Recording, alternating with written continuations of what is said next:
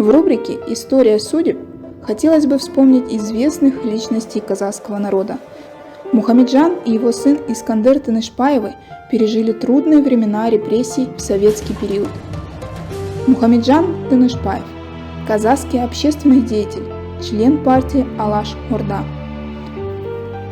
Первый казахский инженер, активный участник строительства Туркестано-Сибирской магистрали. Был осужден тройкой ОГПУ по Казахстану 20 апреля 1932 году на 5 лет ссылки в Воронеж. В 1937 году вновь арест НКВД по обвинению в контрреволюционной деятельности. Расстрелян в 1938 году. После ареста отца, спустя годы, не избежал этой участи и сын Искандер Тынышпаев. Следователи ОГПУ обвинили Искандера, назвав помощником шпиона. Тогда Тынышпаева-младшего приговорили к смертной казни, но затем заменили 10-летним сроком.